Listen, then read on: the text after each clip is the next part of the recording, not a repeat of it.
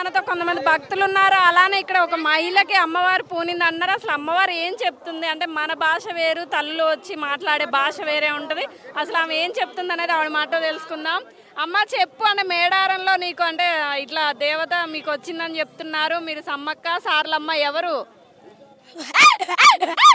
నేను సమ్మక్కన బిడ్డ నాది వరగల్లు జిల్లే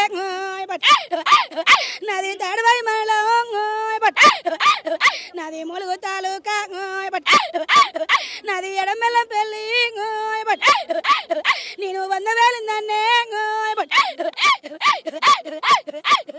నా ఈ ముద్రాజు ఇన్లే నేను ముందాడి బిడ్డే నా ఈ కొయ్యారు ఇన్లే నేను కొంటాడు బిడ్డే నా ఏ పచ్చారు ఎట్లో నా భర్త పగిడిద్దే నాది నవిల్లర చెట్టు నాది నాగుల్ల పడిగే నాది ఇప్ప పూసారా నాది గంజాయి సుట్ట నాది ఘనమైన వంట నా బిడ్డ 10 వేలే. చూస్తున్నారు కదా అమ్మవారు పూనిన వారు కూడా ఎవరు అంటే మనం మాట్లాడే భాష ఉండదు. అలానే ఇక్కడ వచ్చేటువంటి అమ్మవారు ప్రతి ఒక్కరికి ఆడబిడ్డలాగా ఉంటారు. ఇక్కడ అమ్మవారు అయితే వీళ్ళందరికీ కూడా వీళ్ళకే తెలుస్తుంది.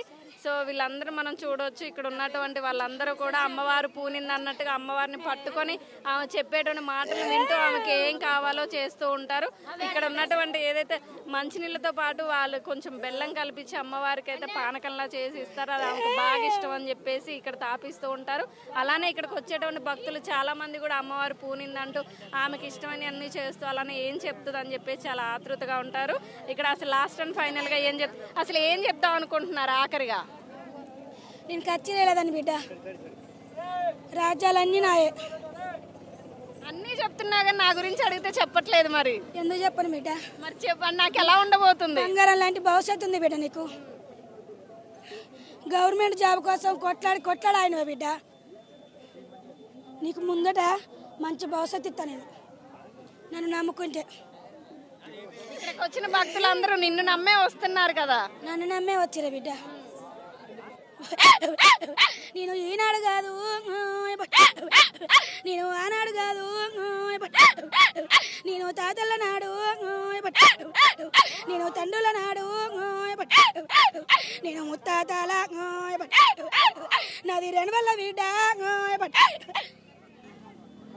చూస్తున్నారు కదా, ఇది పరిస్థితి. అమ్మవారు వచ్చిన వారు అందరూ కూడా ఇలా పూనకంతో ఊగుతూ ఆమెకి ఇష్టమైన అంటే మనకు అర్థం కాని వాళ్ళ భాష అంటూ ఒకటి ఉంటుంది. దేవర వచ్చినప్పుడు ఆ దేవర భాషలో మాట్లాడుతూ ఉంటారు. దాన్ని పక్కనున్న వాళ్ళు అర్థం చేసుకొని మిగతా వాళ్ళు ఎవరైతే ఉంటారో వాళ్ళకి చెప్పడం అయితే జరుగుతుంది. వాళ్ళకి ఇష్టమైన అన్ని చెప్పడం జరుగుతుంది.